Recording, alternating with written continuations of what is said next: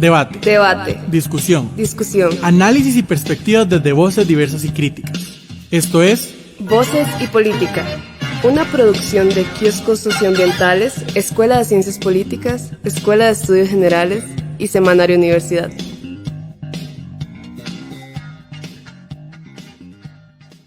De la tarde le damos la bienvenida a una nueva emisión de Voces y Política desde la 96.7 en FM de Radio Universidad de Costa Rica, de parte de la Escuela de Ciencias Políticas, la Escuela de Estudios Generales y el programa Kioscos Socioambientales. Les saluda Mauricio Álvarez y les invitamos a quedarse en sintonía hasta las 6 de la tarde.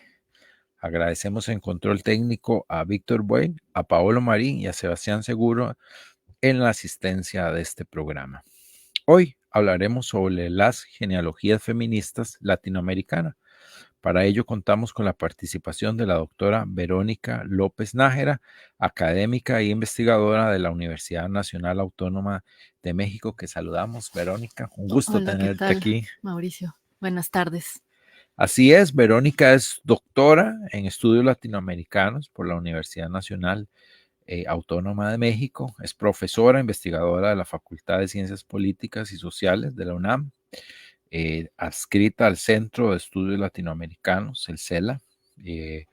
También realizó estudios postdoctorales en la Universidad Iberoamericana, donde también ha impartido clases. Entre su trabajo académico destaca pues la dirección en muchas tesis de licenciatura, maestría, doctorados y en comités tutorales de maestría y doctorados de otras universidades en México.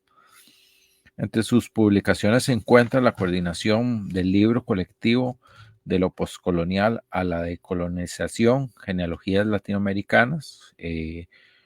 Otro libro de su autoría se titula Derrota política, crisis teórica y transición epistémica, los estudios post y descoloniales en América Latina. Junto con Héctor Parra escribió el libro Aproximaciones teóricas conceptuales hacia los saberes de una política de las mujeres y las movilizaciones por el sostenimiento de la vida. Entre sus reconocimientos a esta labor académica destaca la medalla Alfonso Cano a nivel de doctorado.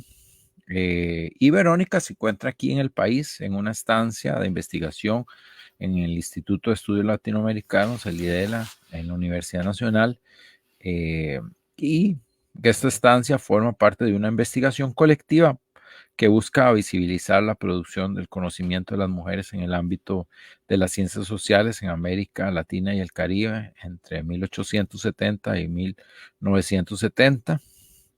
Y esta investigación se enfoca en estudiar las ontologías del pensamiento crítico latinoamericano, siguiendo criterios iniciales de periodización y regionalización, los cuales en algunos casos se desbordan, se sobrepasan, marcando otras derivas necesarias de explorar a través metodológicamente de búsquedas bibliográficas en recursos escritos como periódicos, revistas, cartas y entrevistas a investigadores. En el caso de la región latinoamericana, se pretende acercar a este universo tan heterogéneo, pero al mismo tiempo donde se comparten intereses y preocupaciones.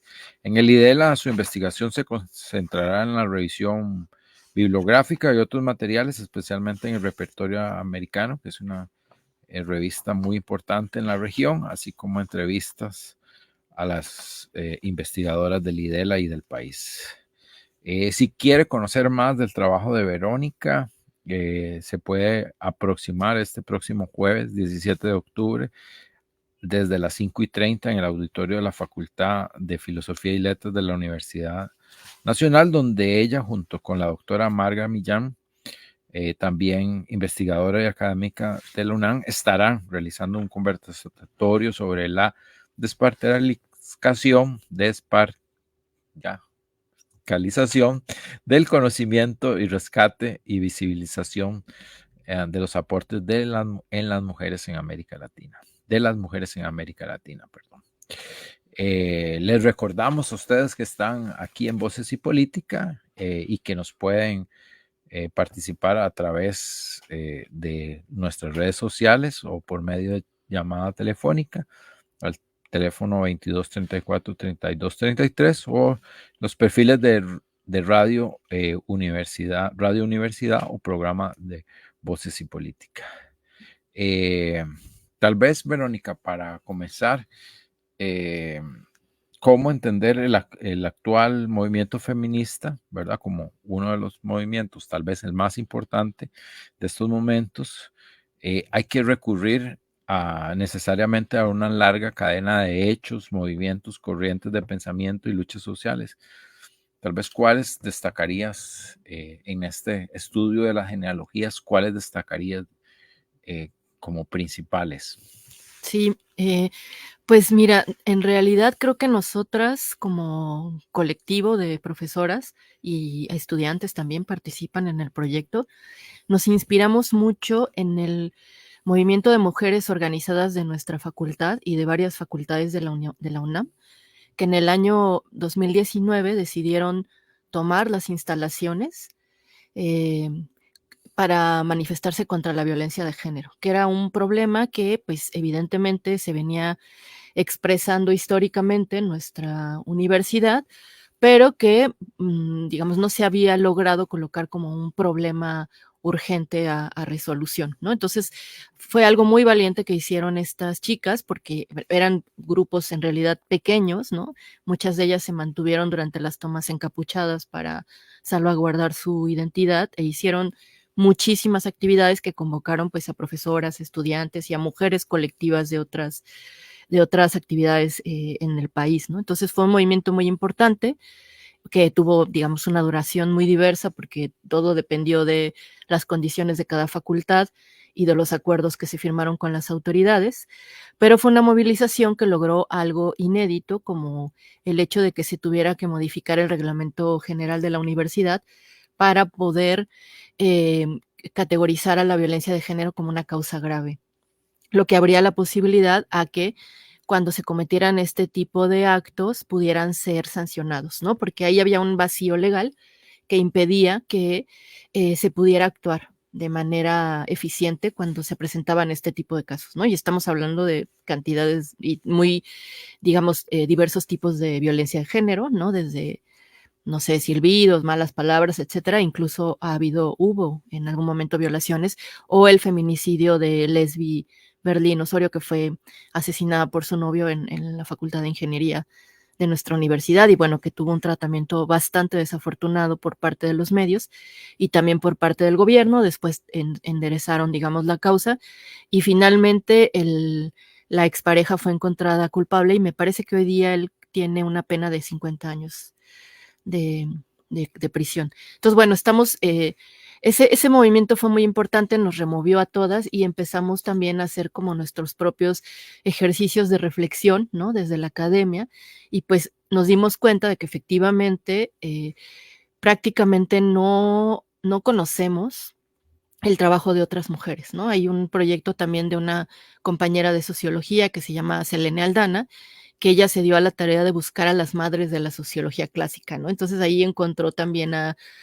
algunas autoras muy interesantes, esposas de Weber, ¿no? De Durkheim, la hija de Marx, ¿no? Entonces ese trabajo también nos ha inspirado mucho y a partir de eso decidimos proponer un proyecto de investigación de 3 años que tenemos esa oportunidad de tener ese tipo de proyectos en la UNAM. Lo que hicimos fue retomar el trabajo que ya se había hecho en algunos centros de estudio, como mi propio centro, una antología del pensamiento crítico latinoamericano, que abarca desde los orígenes, finales del siglo XIX, principios del XX, hasta los 80s, 90 más o menos, ¿no? Del siglo XX. Entonces, bueno, de entrada vimos que en esa antología no había prácticamente ninguna mujer, entonces utilizamos como referente esa periodización y en función de eso empezamos a trabajar. Y bueno, lo que hemos encontrado ha sido verdaderamente fascinante y maravilloso, ¿no? Al respecto. Pero han tenido como que usar de marco teórico y auxiliar un poco la historia, ¿verdad? Y referirse qué alimentaba un poco todos los movimientos sociales históricamente, los movimientos anticoloniales, los movimientos propios de latinoamericanos, cómo alimentó al feminismo y cómo de verdad habían voces, pero no son las voces como hegemónicas, ¿verdad? O las voces, ya lo dijiste, en la antología no había mujeres, ¿verdad? Y eso ya, ya da muchísima información, ¿verdad? De la falta de enfoque en ese sentido, ¿no? Claro, por sí mismo ya es un dato, Sí, ¿no? exacto. Y algo también que ha sido muy interesante es darnos cuenta de que digamos, las perspectivas tradicionales disciplinarias tampoco nos ayudan a hacer audible, a que se escuchen las voces de estas mujeres, porque muchas de ellas, digamos, sí hay un número importante de mujeres que tuvieron la oportunidad de reflexionar y publicar, ¿no? De presentar sus ideas, ya sea en periódicos, en revistas del momento, ¿no? Van a ir cambiando los recursos o los medios conforme va avanzando también, por ejemplo, el proceso de masificación de las universidades, en fin, ¿no? También va a variar de país a país, en fin. Pero lo que sí notamos es que había muchas mujeres que tuvieron actividades políticas muy interesantes, pero que no tuvieron el privilegio, digamos, de la escritura, ¿no? Pero sí usaron la voz. Entonces nos hemos dado también a la tarea de encontrar mecanismos, estrategias, metodologías que nos permitan aproximarnos a sus trabajos, ¿no? Y algunos de ellos, que son también muy importantes, pues son sobre todo trabajos colectivos. Por ejemplo, una de las compañeras que está en el proyecto es una estudiante de doctorado que está investigando a Dolores Cacuango, que es una líder indígena del Ecuador, que era monolingüe, ¿no? Con los años empezó a aprender la castilla y aparte no sabía escribir, ¿no? Entonces todo lo que ella dijo, pues no está registrado como tal. Además que son culturas orales, digamos, que ya Exactamente. tenían tradición oral. Exactamente, pero ella tuvo un papel muy relevante en la educación básica, ¿no? Sobre todo dirigida a los niños y las niñas en el Ecuador y a la importancia de que ellos pudieran expresarse en español y que tuvieran la herramienta de la escritura también para demandar derechos, ¿no? O exigir sus derechos como comunidades y como colectivos. Entonces, ahí tenemos un ejemplo muy interesante. Y puede ser bastante interesante eso que decís, porque las voces, en todo caso, de las mujeres académicas que lograron escribir, que ya de por sí sigue siendo una simetría, digamos, la posibilidad, sigue siendo un privilegio que las mujeres estudian, digamos, en la región. En ese momento, digamos, de 1870, pensemos que no había ni acceso a educación, no había, además eran comunidades, nuestras comunidades rurales eran indígenas, o la mayoría de gente era indígenas, entonces eso era otra dificultad más, digamos, podremos enlistar una gran cantidad, supongo, o acceso a la escolaridad, digamos, de parte de las mujeres, prácticamente era muy poco, digamos, pero lo que también es previsible que las mujeres llevaran las voces de otras mujeres, digamos, claro. y de otras comunidades y de otras situaciones que nos permita darle voz de alguna forma a otros sectores que no tuvieron el privilegio, por ejemplo, o no eran descendientes directos de españoles o de criollos que tenían más posibilidades, en todo caso, de estudiar en esos momentos, ¿no? Claro, digamos que hay como un gran núcleo de mujeres letradas, ¿no? Así generalmente se les conoce, que tuvieron acceso a la educación, que pudieron educarse ya sea en sus países o en el extranjero, ¿no? Y que además se educaban como con parámetros muy acotados también, ¿no? Se educaban para ser buenas esposas, ¿no? Buenas y además conversadoras. Muy europeizante, exacto, me imagino, ¿no? que Y es era de una los... formación muy clásica, ¿no? Digamos, muy tradicional, ¿no? Se les enseñaba a ser buenas amas de casa, buenas madres, buenas esposas, a preservar la tradición. Y hubo casos excepcionales de esas mujeres que tuvieron la posibilidad de acercarse a las mujeres feministas, ¿no? De de otras latitudes y que esas ideas, digamos que prendieron, ¿no? En sus mentes, en sus cabezas, y eso les permitió como tener acceso a otras ideas y tener otro tipo de relación y de, digamos, de trabajo con las ideas que generaban. Pero hay mujeres que fue a través de la militancia política que pudieron expresar ideas también, ¿no? Estoy pensando, por ejemplo, en el caso de las mujeres anarquistas que participaron a finales del siglo XIX y principios del XX, por ejemplo, las magonistas en el caso de la Revolución Mexicana, y hay una compañera, colega que también está estudiando a las magonistas, ¿no? Y que están haciendo todo este trabajo de búsqueda en los archivos y lo que ha quedado registrado, o el caso de una hojita anarquista en Argentina, que estudió también una chica de maestría, Marcela. Ella descubre que esta hojita pues tuvo una cierta publicación, logró, ¿no?, cierta estabilidad de publicación en Argentina, y que bueno, después desaparece por cuestiones evidentemente que pues implicaban la distracción de las mujeres, porque eran madres, eran trabajadoras, entonces pues, su prioridad no era dedicarse a publicar, sino dedicarse al cuidado de sus familias, de sus entornos. Entonces muchas veces este trabajo les implicaba una doble o triple jornada, porque ellas hacían básicamente todo, ¿no? Desde escribir, imprimir, difundir, etcétera, ¿no? Entonces es como muy variado. Y luego estaría como este otro sector de mujeres no privilegiadas, que además venían de sectores populares o marginados. Pensemos en las mujeres indígenas o en las mujeres afrodescendientes, que son de las que menos conocemos, ¿no? Que ni siquiera se nombran, pero que también por ahí de repente aparecen algunas menciones. Por ejemplo, también en el caso de Ecuador, Catherine Welsh nos hizo saber que existe un archivo que de hecho ella se ha encargado también como de preservar de audios de las asambleas comunitarias, ¿no? En las comunidades afrodescendientes del Ecuador. Entonces, ese registro, por ejemplo, también está ahí. Y lo más complejo de todo esto es que pues, es un trabajo que implica horas y horas y horas de estudio, ¿no? Son archivos que están ahí, que se tienen que empezar a trabajar y a construir porque como tal no existen, ¿no?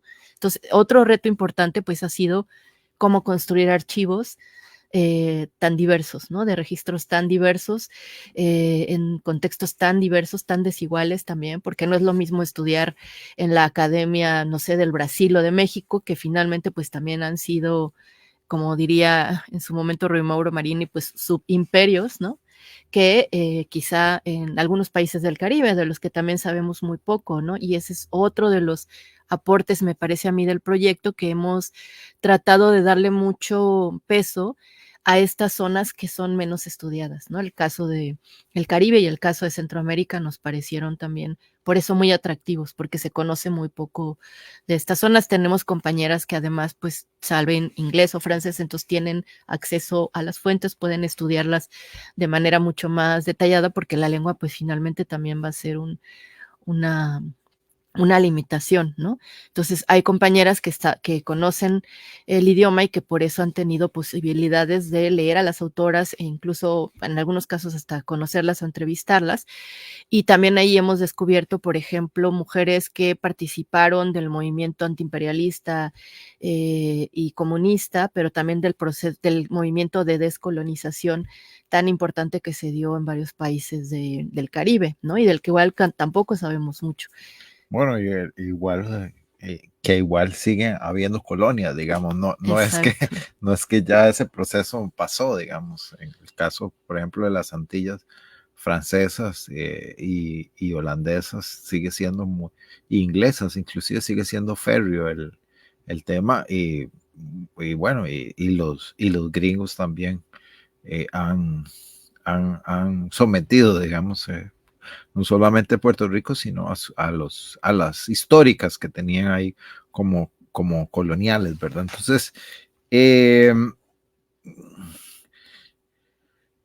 con un movimiento así tan diverso y con una investigación tan diversa, entonces, como cuáles podrían ser como los ejes que han estado, digamos, encontrando o cómo digamos, meter todo eso en algunas categorías, digamos, más generales. Claro, pues inicialmente nos propusimos hablar como de tres grandes dimensiones: la sociología clásica como tal, entendida como una disciplina pensamiento, con ciertas metodologías, teorías, conceptos, digamos como una percepción como mucho más clásica de la sociología.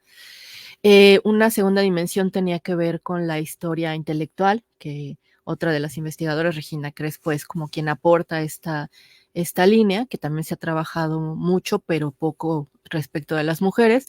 Y la tercera línea tenía que ver sobre todo con la descolonización, que es donde yo tengo como más trabajo e interés, ¿no? Entonces, digamos que desde estas tres perspectivas empezamos a articular nuestra investigación, y en el equipo actualmente pues colaboramos aproximadamente 60 mujeres de distintos países, de distintos grados, ¿no? Hay gente que está en la licenciatura, hay gente que está haciendo postdoctorado, hay gente no académicas, como se dice ahora, consolidadas. Entonces es un cuerpo de mujeres pues bastante heterogéneo, diverso, con intereses también muy distintos, y tenemos incluso la participación de compañeros varones que también están haciendo investigación sobre mujeres. Y otra cosa que también nos parecía importante era no restringirnos a la perspectiva feminista como tal, porque la investigación de mujeres pues es muchísimo más amplia, ¿no? De hecho, hay muchas mujeres que a lo largo de la historia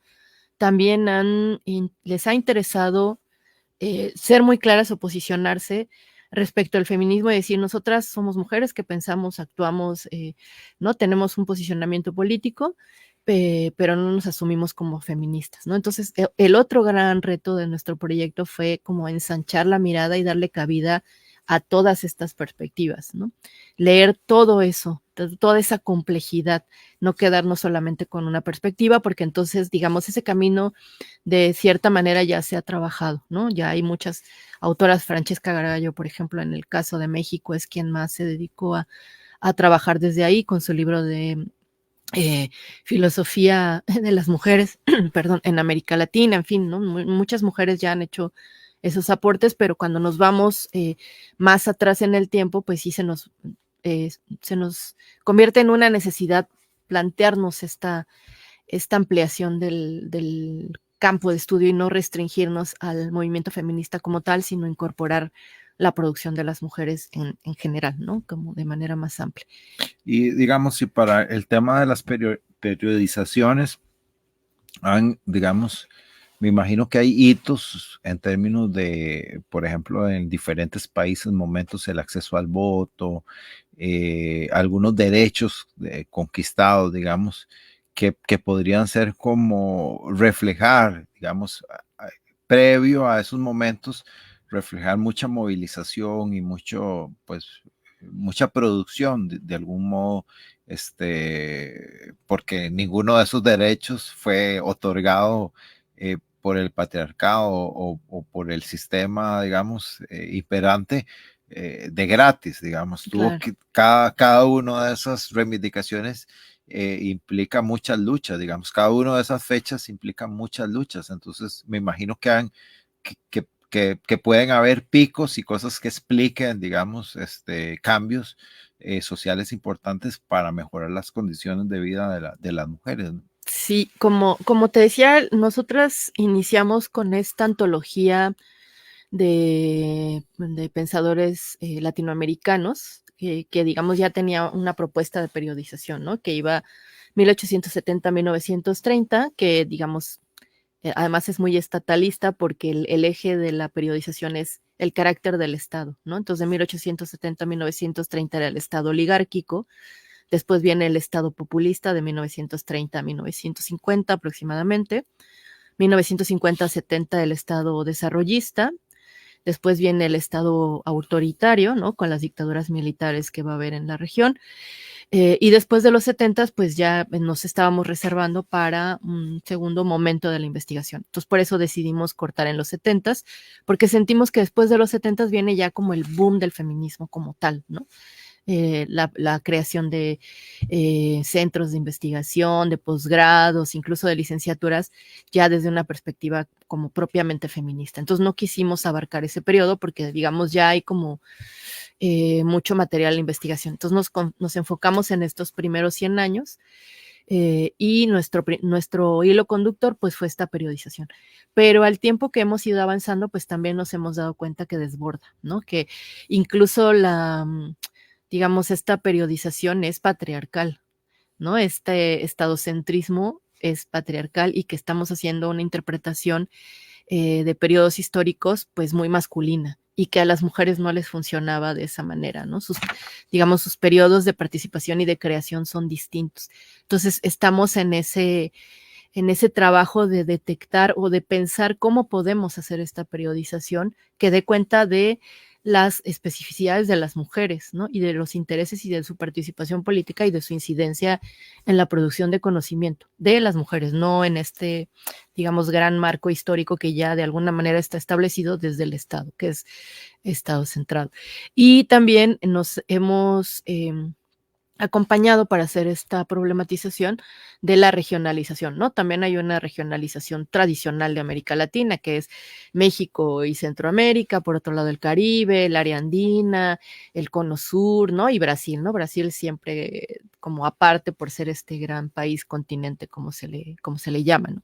Y también hemos visto que a pesar de que existen estas divisiones regionales y nacionales, también hubo muchas redes y flujos de mujeres. Muchas de ellas fueron mujeres exiliadas, por ejemplo, o que por distintas cuestiones laborales o de persecución, incluso política, tuvieron que salir de sus países de origen y sus grandes ideas o sus grandes trabajos los hicieron en otros países, ¿no? Eso también es interesante ver cómo hay redes. Apenas tuvimos un conversatorio con una poeta y salió mucho el tema de la presencia de Gabriela Mistral en Costa Rica, ¿no? Tiene una presencia muy significativa y también influye mucho. La comunidad chilena ha tenido diferentes olas y entre ellas, pues ella y muchos de los exiliados antes del golpe militar, digamos, fueron varios periodos de olas, de secuencias, digamos, de exilios y de influencia chilena. También muchos intelectuales de acá se fueron a estudiar, ¿verdad? Y trajeron un poco toda esa relación y toda esa producción que había por allá, ¿no? Claro, entonces eso es algo que también pues nos ha ido dando pistas, ¿no? De que ya no, digamos, lo estamos pensando más como una constelación, como una red de redes, porque no podemos, bueno, sí podemos, pues, restringirnos como a la cuestión nacional, pero creemos que puede enriquecer mucho más si damos cuenta como de estos flujos que hubo, ¿no? De estas comunicaciones, de estas lecturas de mujeres que se leyeron de país a país y que a lo mejor nunca se conocieron, pero que se influenciaron por estas ideas y entonces ellas mismas empezaron a generar otro tipo de conocimiento, en fin.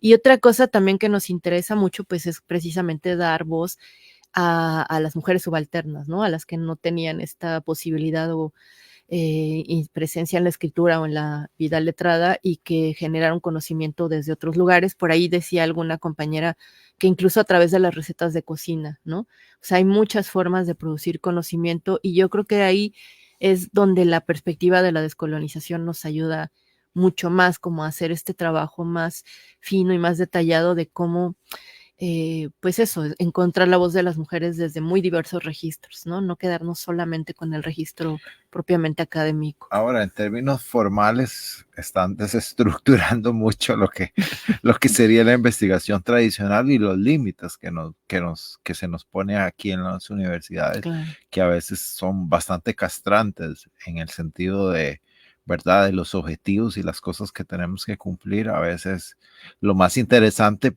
pasa en esas zonas grises o en esos detalles que no preveímos, digamos, o que de alguna forma parte de la investigación nos lleva a pensar que era por otro lado realmente, que cuando empezamos a estructurar triunfa, digamos, esas estructuras tradicionales que tenemos finalmente y esas fronteras a veces tan limitantes que pone la academia, ¿verdad? Entre disciplinas, ¿verdad? Ni siquiera hablar, ¿verdad? Dentro de las mismas países, ¿verdad? Y las diferencias o entre universidades inclusive. y ver todas esas escalas, pues creo que le puede resultar muy interesante en términos de la experiencia como tal, ¿verdad? No, no tanto de la investigación en sí, sino la Claro. metodología. Pienso que puede ser muy interesante para otras redes de investigadores y otros fenómenos que en realidad son, por decir alguna categoría, son transnacionales o van muy complejos, digamos, demasiado complejos como para resumir o aprisionar en una u otra categoría, ¿no? Claro, pero fíjate que aunque pueda parecer que no, sí tenemos resultados. De hecho, justo ahorita estamos concluyendo la edición de un dossier que vamos a publicar en una revista argentina que se llama OLAC. También si quieren revisar, yo creo que máximo va a estar en un mes y como es digital, pues se puede descargar de manera gratuita. Hicimos una convocatoria y recibimos más de 20 artículos, ¿no? Eran tantos los artículos que pensamos incluso en hacer un número doble. Pero al final nos dijeron, bueno, pues como es un número digital, no importa el número de páginas. Entonces va a ser un número de la revista que tiene 17 artículos, más 2 reseñas, más otros artículos más que no forman parte del dossier, pero que también tienen que ver con el tema de mujeres y otros periodos. Digamos que no entraban en el periodo de la convocatoria. Entonces, estamos muy contentas de ese número, porque además encontramos más interlocutoras, ¿no? Muchas colegas que no sabíamos, que no conocíamos, que están trabajando también desde estas inquietudes en otros países. Y vamos a publicar también un libro que es resultado de nuestro primer coloquio. El primer año de investigación organizamos un coloquio, presentamos todas o casi todas una ponencia, y de esas ponencias sí se ha estado trabajando los textos para hacer las primeras publicaciones, y este libro sobre todo responde a estas primeras inquietudes, a la cuestión metodológica, epistemológica y de descolonización, ¿no? De cómo hacemos este trabajo de fuentes, de archivos, de revisión de textos, cómo trabajamos a estas autoras, porque, por ejemplo, entre 1870 y 1930 las mujeres tienen mucha presencia en el campo literario, ¿no? Sobre todo en el de la poesía, pero pues no entra propiamente en las ciencias sociales. Entonces decíamos, bueno, ¿cómo trabajamos con ese material?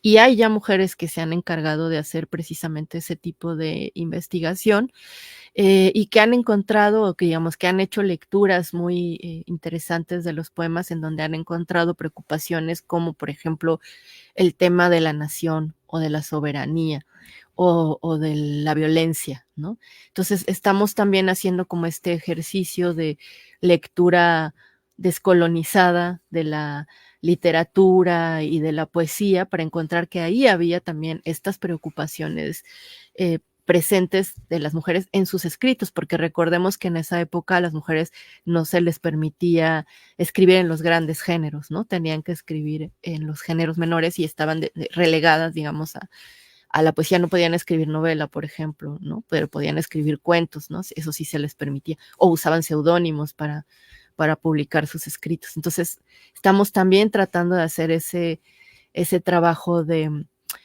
relectura de las propias fuentes, ¿no? Y de tratar de encontrar otras. Como dijo, creo que fue, no sé si era Alda Facio o Yadira Calvo, que hablaba de los anteojos feministas, digamos, de que creo que era Yadira Calvo, más que no me acuerdo de mis clases de Grace Prada, que no me escuche y no me regañe, pero era esa la idea de que cómo vemos con otros lentes toda esa historia que se escribió, digamos, o donde encontramos claves, ¿verdad? Que nos den esa sensibilidad o esa información, ¿verdad? Que se estaba, digamos, escribiendo en otras claves, digamos, en una clave pues, de poesía o en una clave de música, inclusive, me imagino que, aunque no fue aunque no ha sido un género, digamos, pero sí se le ha permitido a las mujeres, digamos, incursionar en tiempos recientes a la música y ahí puede, digamos, inclusive haber como información. Y para el caso de nuestras culturas indígenas o campesinas, la oralidad juega un papel, digamos, predominante frente a esos registros escritos que no, que Claro, son más, como más occidentales, digamos, hay que ponerles alguna categoría, ¿no? claro. Sí, y además sí hubo mujeres que escribieron. Ahorita estaba recordando el caso de una mujer en el Ecuador que incluso escribió libros de historia y fueron sumamente criticados porque además ella era sobrina de un presidente y este presidente se iba a su finca a descansar y ella en realidad era quien ejercía el poder en el Ecuador, ¿no? Entonces es una mujer también es un caso muy interesante. Entonces, bueno, pues estamos tratando de trabajar con todo esto, ¿no? Desde casos así muy singulares y muy interesantes hasta estudiar pues procesos colectivos que también pues han dejado una gran huella y contribución y pues que hay que empezar a rascar y vamos a encontrar mucho. Ahora, ¿cómo le permitiría, por ejemplo, bueno, al mismo movimiento feminista y a la sociedad, pues de alguna forma todo este conocimiento, toda esta experiencia, eh, ¿cómo le ayudaría para que se disminuyan las inequidades, la brecha que hay y la violencia, etcétera, todas las principales reivindicaciones del movimiento feminista que además son buenas para toda la sociedad, o sea que no son exclusivamente pensando solo en las mujeres, sino en hacer una sociedad mejor y más justa, menos violenta, etcétera. Cómo, de alguna forma, cómo estos hallazgos y estas investigaciones le pueden retribuir. Yo sé que puede ser como un poco abstracto imaginarlo en este momento de la investigación, pero ustedes son mujeres al mismo tiempo que están en el movimiento feminista, pues alguna retribución muy práctica e inmediata va a tener toda esta investigación en los movimientos. Bueno, ya nos explicaste que en las movilizaciones, por ejemplo, digo yo pensando en grande y bonito, en que, por ejemplo, Roland tenga una mujer rectora. Digo que debe ser una reivindicación a partir de todo esto y saber que ha habido tanto aporte de las mujeres y que se puede visibilizar ese aporte, algo que uno diría, no es posible que la UNAM no haya tenido una Claro. mujer rectora y que todo esto, digamos, no solamente ayude a generar conocimiento, sino ayude a cambiar las condiciones también objetivas de las mujeres, digamos, no solamente en la academia, sino más allá, digamos, porque también eso me parece que es lo más interesante, ¿no? Sí, ay, qué buena pregunta.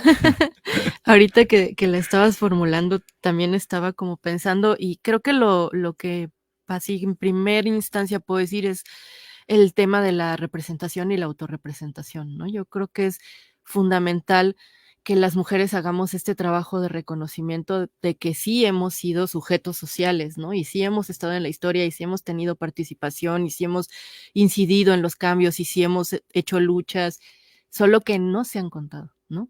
Que digamos que el logocentrismo la epistemología tradicional o el patriarcado, como lo queramos nombrar, no había permitido que ese conocimiento, ese saber, esa práctica fuera visible y se escuchara, ¿no? Porque era considerado un conocimiento menor, eh, que no servía, ¿no? Que insuficiente, en fin, ¿no? Y yo creo que el hecho de hacer todo este ejercicio de reconstrucción, de genealogía, de encontrarnos, ¿no? Ahora decimos nuestras ancestras, ¿no? De ver que hay nuestras madres, nuestras abuelas, aunque estuvieron quizá más restringidas en sus respectivos espacios, pues también de una u otra manera tuvieron incidencia, pues incluso en nosotras, ¿no? Que nos criaron como mujeres que pudimos tener acceso a la universidad. Entonces, creo que sobre todo yo me quedaría con la idea de la posibilidad de representarnos y autorrepresentarnos, ¿no? De hacer nuestras propias investigaciones, de poner nuestras propias problemáticas en juego, hablar de otras metodologías, hablar de otras epistemologías, ¿no? Romper con el canon tradicional de la sociología, de cómo se estudia, de las disciplinas en general, ¿no? Porque yo creo que no es un proyecto disciplinario, como te decía, sino es más bien la convergencia de muchas perspectivas y disciplinas que pues están alimentando nuestros intereses. Entonces yo creo que por ahí Y sería... además hacer, digamos, bueno, suena masculino hacer músculo, pero bueno, no creo pero digo, hacer corazón o hacer hígado, los bribris, nuestros pueblos indígenas dicen que para ellos el corazón es el hígado, digamos, no entienden cómo en Occidente se considera el corazón el centro, sino que ellos dicen que se siente con el hígado. Bueno, pensemos que están haciendo un hígado muy grande, ¿verdad? Porque también es un asunto como de autoestima colectivo, digamos, claro. Es decir, o sea, reconocer toda esa trayectoria le puede dar a uno perspectiva, digamos, también de cambio, de decir, bueno, no todo el tiempo fue así, digamos, pasa, por ejemplo, cuando vemos la historia ecológica, nos damos cuenta que el ser humano, no toda fue, digamos, no toda la vida ha sido patriarcal, ni toda la vida ha sido extractivista, explotador, claro. Digamos, ha pasado muchas etapas más colectivista, digamos, donde hay más igualdad, donde no hubo tanta competencia, y no existía, digamos, esas teorías como darwinistas, ¿verdad? De la competencia y todo, son como muy occidentales y muy como, bueno, muy europeas, muy occidentales, pero hay muchos otros pueblos indígenas que viven actualmente donde la complementariedad y lo que resalta es lo colectivo, digamos, o la posibilidad de transformación siempre está a partir de lo colectivo. Entonces, pudiera haber también esa faceta de que empecemos a pensar, de que estas investigaciones también contribuyan a pensar que tenemos esa perspectiva histórica y que no todo el tiempo va a ser así y que hay muchas posibilidades de transformación, ¿verdad? Y que depende mucho de la posibilidad de transferir un poco y de educar a la población sobre toda esta perspectiva para que la gente pueda visualizar los cambios y para que también haya de alguna forma esperanza, es decir, bueno, no todo el tiempo ha sido malo, ni todo el tiempo va a ser así, digamos, porque si hay alguna constante, también puede ser la transformación y el cambio dentro de las sociedades, ¿no? Claro, yo en lo personal creo que sí estamos viviendo en un tiempo de transformaciones en el que las mujeres somos protagonistas, ¿no? Yo creo que los movimientos hoy día más interesantes, como más trastocadores, son precisamente los de mujeres, ¿no? Pienso en las mujeres zapatistas, pienso en las jóvenes universitarias, ¿no? Que, como te decía, tomando las facultades, pienso en las mujeres argentinas con las movilizaciones para finalmente conseguir la legalización del aborto, en fin, ¿no? Como muchos espacios. Y en particular en mi facultad, te menciono dos casos muy concretos, la transversalización de la perspectiva de género en los planes y programas de estudio, que eso es una tarea, digamos, que se ha empezado, ¿no? A hacer como esta revisión de los planes de estudio de todas las carreras para, pues, incorporar, ¿no? Esta ausencia de las mujeres que es tan presente y que está tan marcada, y que las mismas alumnas y alumnos llegan a las clases ahora y dicen, es que no me voy a inscribir con ese profesor porque no hay ni una sola mujer en su programa, por ejemplo, ¿no? Eso me parece que ya estamos hablando de una sensibilidad distinta, sobre todo de las jóvenes, pero también de los jóvenes en cada vez más, ¿no? Y la otra cosa importante es que se logró la creación de una materia de género obligatoria para todas las carreras, ¿no?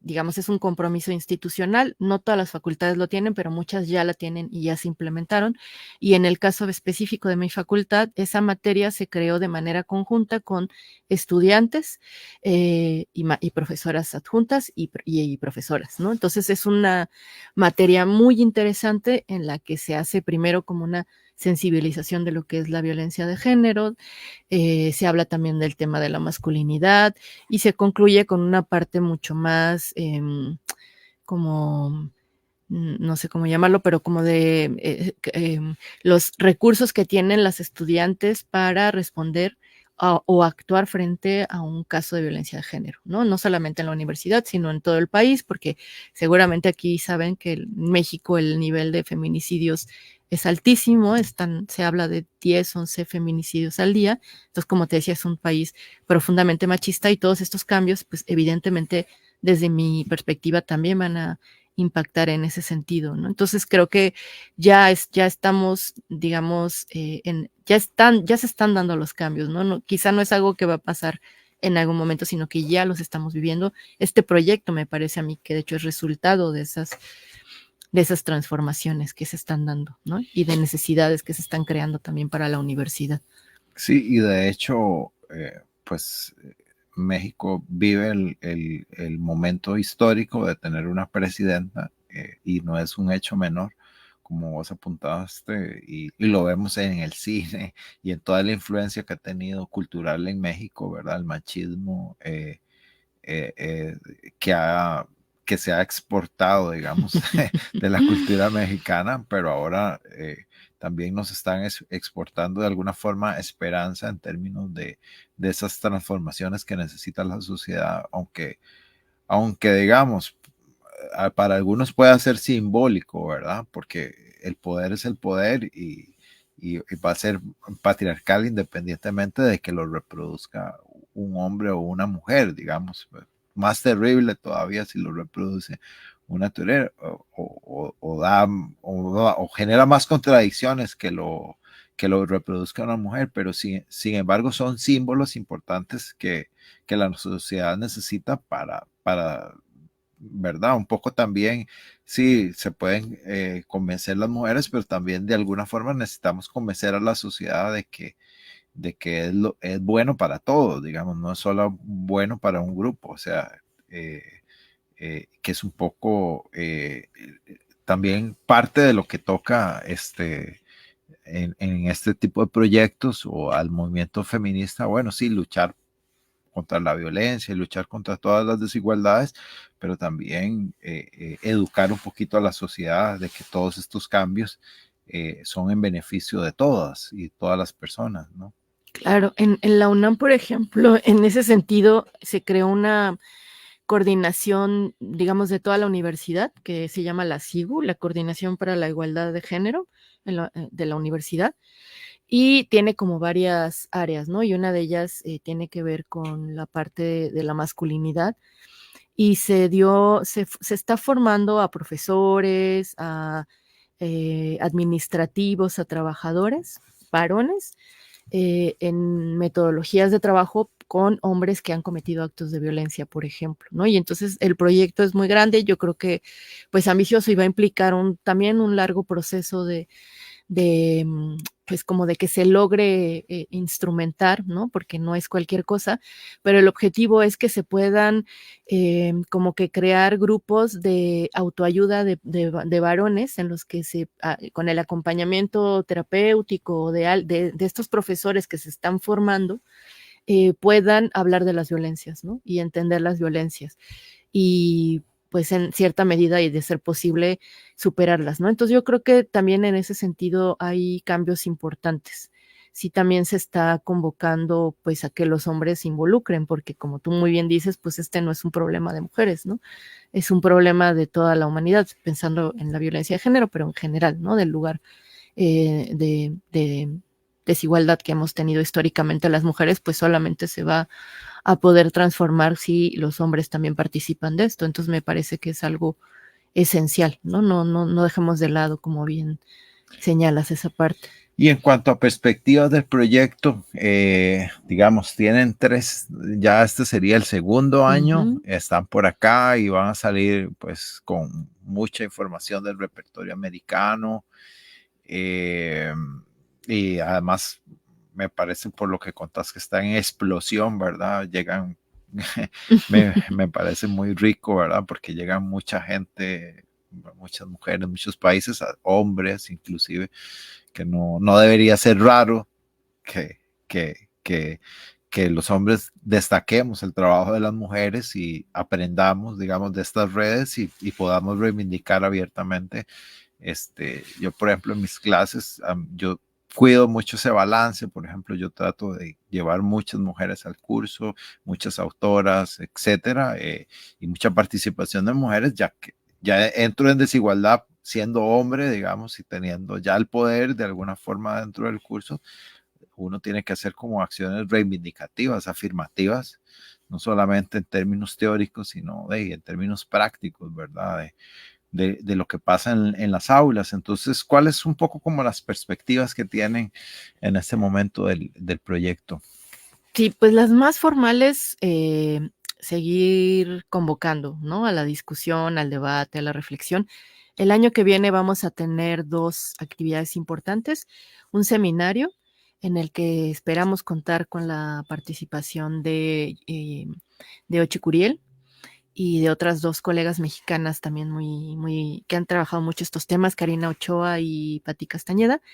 Y otro evento que sería el coloquio. Tenemos que realizar un segundo coloquio y ahí parece que nos va a acompañar Mara Viveros, que es otra feminista afrocolombiana, también muy interesada y muy interesante su trabajo. Entonces, bueno, eso por un lado. Después tenemos por lo menos contemplado publicar un libro más, ya de mujeres, como de casos más específicos, porque el primero, como te decía, es más como una indagación metodológica y teórica, y el segundo ya va más sobre las autoras que hemos encontrado, que estamos estudiando, ¿no? O que vamos a seguir buscando, ¿no? Creo que ahí también nos va a faltar mucho trabajo por hacer. Y tenemos un seminario interno, nos reunimos mensualmente, una vez al mes, y ahí también como que seguimos trabajando estos temas. Vamos a hacer una cartografía, que evidentemente todo ese material, todo el material que generamos es público, de acceso libre, ¿no? Tenemos una página web en donde pueden tener acceso a todos los videos de las conferencias, seminarios, talleres que hemos organizado. Ahí está todo ese material y vamos a hacer esta cartografía también. Queremos, hasta donde sea posible, pues ubicar al mayor número de autoras, ¿no? Posibles. Hasta ahora llevamos una lista aproximadamente como de 170, 180 mujeres y bueno, todavía nos falta seguir explorando mucho más. Entonces creemos que el recurso de la cartografía va a ser algo importante y bueno, eso, sobre todo decir que toda nuestra producción es pública y de acceso libre, ¿no? ¿Y dónde la pueden accesar? La página está ahorita nosotros en la facultad tenemos una página y en esa página montan todos los proyectos, entonces hay que accesar primero a la página de la facultad y de ahí encontrar Facultad de Ciencias Políticas y Sociales de la UNAM, y en la parte de abajo vienen los proyectos PAPIT y ahí está nuestro proyecto. Ahorita te digo el nombre porque sí, en todo caso es un poquito largo. Lo dejo en redes sociales. Claro, te paso lo tengo. Y también recordarle a la gente que a las personas que nos escucharon, que quieran inclusive contactarse con el proyecto o crean que puedan aportar, digamos, aquí es un tema que se está investigando mucho, que se está haciendo mucho. Recuerden del foro, que es este próximo 17 de octubre a las 5:30 en el auditorio de la Facultad de Filosofía y Letras, que también estará Márgara Millán. Entonces es una buena oportunidad para contactarse con el proyecto, intercambiar y conocer un poco más. Entonces creo que ahí las personas que nos escuchan y quieren hacer que quieran participar y conocer más, pues es el espacio idóneo. No sé si tenés algo más para invitar. Pues invitarlos al conversatorio, como dices, y yo creo que también aprovechar el conocimiento que hay en este país. Yo he encontrado, he entrevistado y he encontrado material de mujeres maravillosas. Yo creo que aquí se ha hecho un trabajo muy interesante y muy cuidadoso, muy detallado. Entonces creo que sí sería importante también invitar a que pues conozcan a sus propias autoras, ¿no? Aquí en Costa Rica y en Centroamérica también creo que no es. Sí, hay un trabajo muy bonito que que hizo Grace Prada sobre mujeres filósofas, bueno, al aporte de las mujeres al pensamiento, y bueno, muchos otros trabajos más. También ustedes tienen un curso en el CIEM. Sí, vamos a dar un curso el jueves y viernes, me parece, jueves por la tarde y viernes por la mañana, sobre despatriarcalización de las universidades. Entonces ahí pueden revisar en las redes del CIEM para ver la forma de vincularse también con este curso y compartir más puntualmente con las dos compañeras que además son parte del mismo proyecto, pero van a dar este curso, digamos, acá en la Universidad de Costa Rica. Un gusto haberte tenido, Verónica. No, al contrario, muchas gracias. Entonces ya saben, el 17 a las 5:30 en la facultad, en el auditorio de la Facultad de Filosofía y Letras de la Universidad Nacional. Les damos las gracias y nos vemos de hoy en 8 en otro espacio de Voces y Política, y hasta entonces. Debate. Discusión. Análisis y perspectivas desde voces diversas y críticas. Voces y Política, una producción de Kioscos Socioambientales, Escuela de Ciencias Políticas, Escuela de Estudios Generales y Semanario Universidad. Escúchenos todos los miércoles a las 5 de la tarde aquí en Radio Universidad.